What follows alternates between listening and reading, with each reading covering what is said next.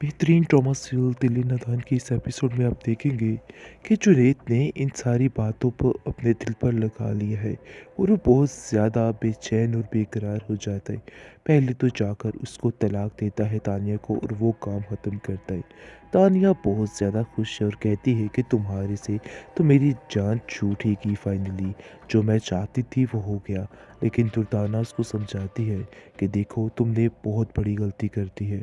तुम्हें इन चीज़ों का अंदाज़ा नहीं हो रहा, लेकिन जब तुम्हें एहसास होगा तो फिर तुम्हें समझ आएगी, क्योंकि ज़ावियार भी कभी तुम्हारे हाथ नहीं आने वाला। ये बात अपने ज़हन में बिठा के रखना। तुम अगर ये समझ रही हो कि ज़ावियार तुम्हारे हाथ आ जाएगा, तो ऐसा नहीं होने वाला है। यानी कि अब जाकर समझ आएगी तानिया को कि उसने क्या कर दिया है।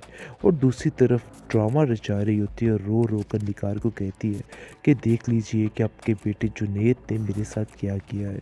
अब इस चीज़ का कैसे आप सारा कफ़ारा भुगतेंगी और क्या करेंगी?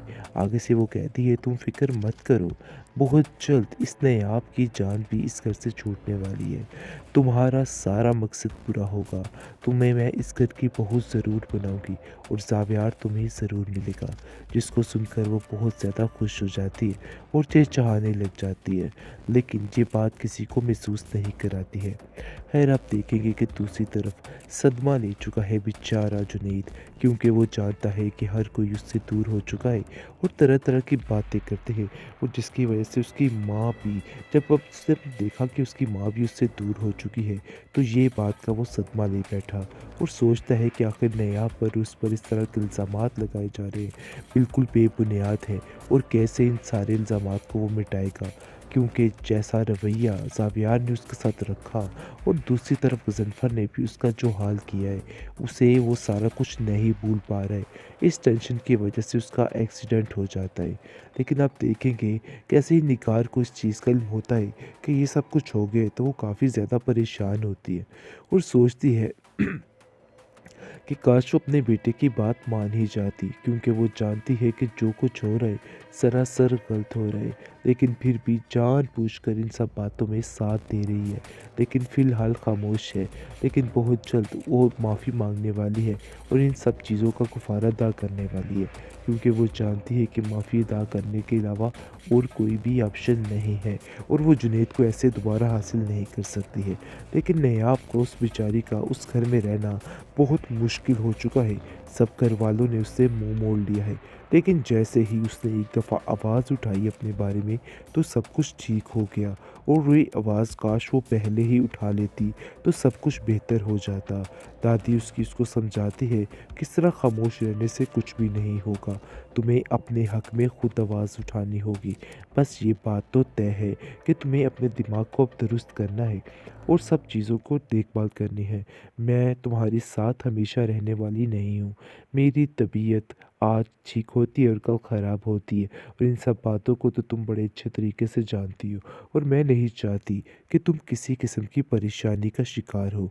बस मैं चाहती हूँ कि तुम अपने घर में आबाद रहो और खुश रहो। जिसको सुनकर नायाब रोने लग जाती है और कहती है कि न जाने ये मेरे नसीब में है भी कि नहीं, जो कुछ मेरे साथ हुआ है। क्या आपको लगता है कि दोबारा वो मुझे उस घर में रखेंगे? मुझे उस घर में वो लोग कभी भी नहीं आने देंगे। जिसको सुनकर दादी कहती है कि तुम हौसला मत हारो, एक दिन ज़ावियार खुद आएगा और तुमसे माफ़ी मांगकर तुम्हें इस घर से ले जाएगा। देख लेना, मेरा तुमसे वादा है, एक दिन ऐसा आएगा और ऐसा ही होगा। बेहतरीन ड्रामा सीरियल दिल नादान की इस एपिसोड में आप देखेंगे कि जुनैद ने इन सारी बातों को अपने दिल पर लगा लिया है और वो बहुत ज़्यादा बेचैन और बेकरार हो जाता है। पहले तो जाकर उसको तलाक देता है तानिया को और वो काम ख़त्म करता है। तानिया बहुत ज़्यादा खुश है और कहती है कि तुम्हारे से तो मेरी जान छूटेगी फाइनली। जो मैं चाहती थी वो हो गया।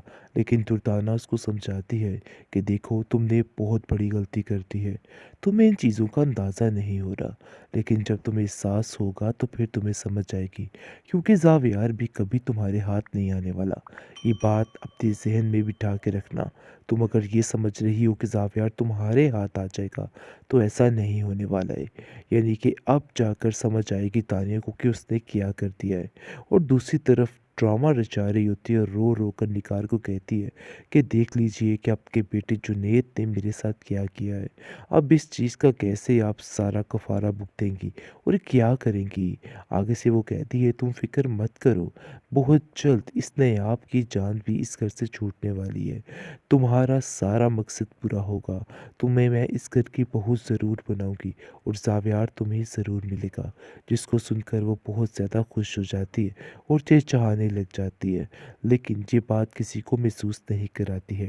खैर आप देखेंगे कि दूसरी तरफ सदमा ले चुका है बेचारा जुनैद, क्योंकि वो जानता है कि हर कोई उससे दूर हो चुका है और तरह-तरह की बातें करते हैं और जिसकी वजह से उसकी माँ भी, जब अब उसने देखा कि उसकी माँ भी उससे दूर हो चुकी है, तो ये बात का वो सदमा ले बैठा और सोचता है कि आखिर नयाब पर उस पर इस तरह के इल्ज़ामात लगाए जा रहे हैं, बिल्कुल बेबुनियाद है और कैसे इन सारे इल्ज़ामात को वो मिटाएगा, क्योंकि जैसा रवैया ज़ावियार ने उसके साथ रखा और दूसरी तरफ गज़नफ़र ने भी उसका जो हाल किया है, उसे वो सारा कुछ नहीं भूल पा रहा है।